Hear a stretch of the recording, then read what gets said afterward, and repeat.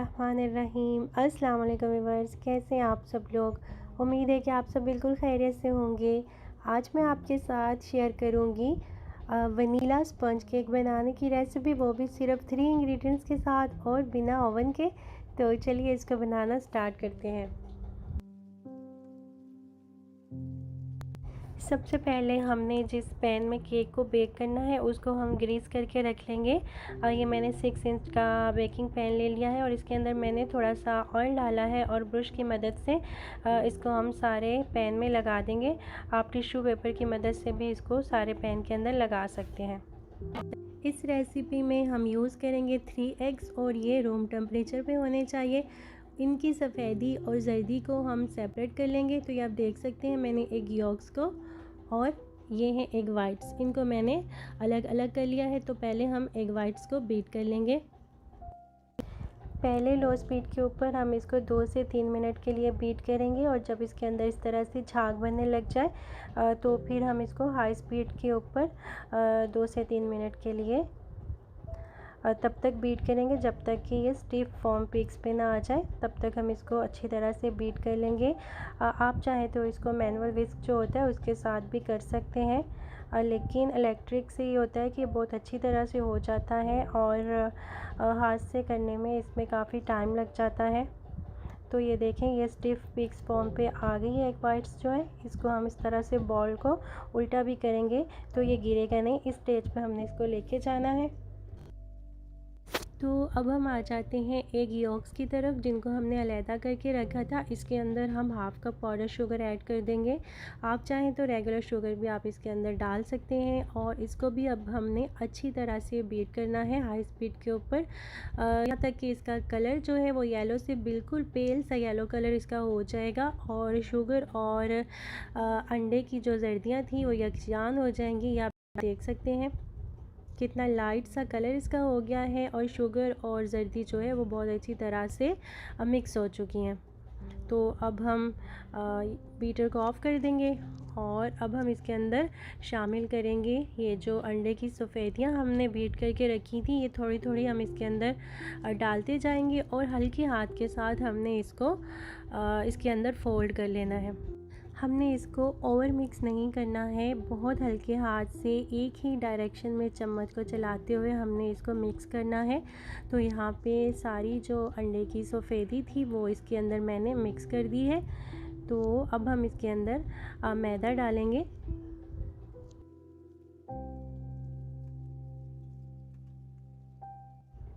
यहाँ पे मैंने हाफ़ कप मैदा लिया है और इसको हम स्ट्रेनर के अंदर डालकर तो छान के इसके अंदर डालेंगे।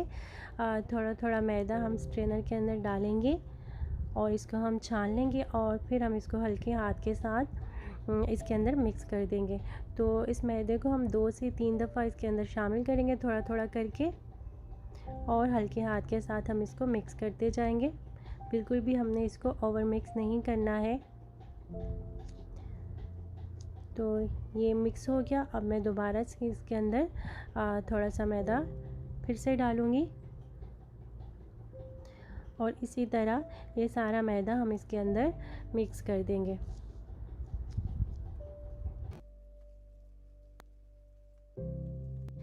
यहाँ पे हमारा बैटर जो है वो रेडी हो चुका है। सारा मैदा जो था उसको मैंने इसके अंदर मिक्स कर दिया है और बैटर हमारा अब बिल्कुल रेडी है। बैटर को अब हम पैन में ट्रांसफ़र कर देंगे, जिसको हमने पहले से ग्रीस करके रखा हुआ था। आप चाहें तो पैन के अंदर बटर पेपर भी लगा सकते हैं, मगर मुझे ज़रूरत नहीं पड़ती है। कभी कभार मैं लगा भी लेती हूँ, लेकिन जब मुझे जल्दी में बनाना होता है तो मैं बटर पेपर का इस्तेमाल नहीं करती हूँ। बैटर को पैन में ट्रांसफ़र करने के बाद इस तरह से 2 से 3 दफ़ा टैप कर लें ताकि एयर बबल्स जो हैं वो रिमूव हो जाएँ।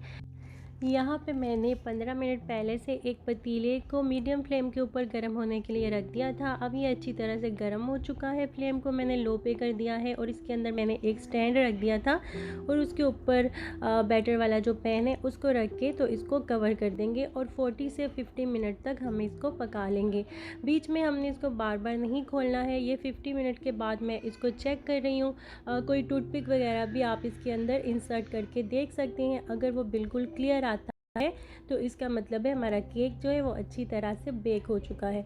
तो इसको हम पतीले में से निकाल लेंगे और काउंटर टॉप के ऊपर ही हम इसको ठंडा होने के लिए छोड़ देंगे। ठंडा होने के बाद हम केक को पैन में से निकाल लेंगे। अगर हम इसको गरम गरम निकालेंगे तो केक जो है वो टूट सकता है। अच्छी तरह ठंडा होने के बाद केक जो है वो बहुत ही आसानी के साथ पैन में से बाहर आ जाता है। तो ये देखें हमारा केक जो है बहुत ही अच्छी तरह से बेक हुआ है और बहुत ही आसानी के साथ ये पैन में से बाहर निकल आया। तो देखा व्यूअर्स आपने हम कितना इजीली सिर्फ इंग्रेडिएंट्स के साथ और बिना ओवन के बहुत ही सॉफ्ट सा मॉइस्ट सा जो स्पंज केक है वो हम बेक कर सकते हैं। कुछ लोगों को ये कंप्लेन होती है कि उनके केक में से अंडे की जो स्मेल है वो आ रही होती है, लेकिन अगर आप इस रेसिपी को सेम तरीके से फॉलो करेंगे और सारे स्टेप्स जो हैं वो आप एज़ इट इज़ फॉलो करेंगे तो आपको अंडे की जो स्मेल है वो बिल्कुल भी नहीं आएगी, भले ही आप उसके अंदर कोई एसेंस वगैरह भी यूज़ ना करें। मैं आपको कट करके भी दिखा देती हूँ कि अंदर से ये कितना सॉफ्ट है, ये आप देख सकते हैं। माशाल्लाह से बहुत ही सॉफ्ट ये केक जो है वो बेक हुआ है और ये रेसिपी बिगनर्स के लिए बहुत ज़्यादा यूज़फुल हो सकती है, तो इसको आप ज़रूर ट्राई कीजिएगा।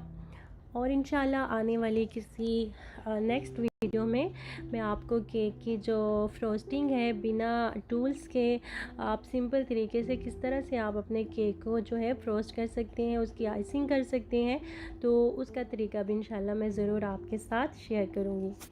तब तक के लिए आप मुझे इजाज़त दीजिए। अपना ढेर सारा ख्याल रखिएगा और मुझे दुआओं में याद रखिएगा। अल्लाह हाफिज़।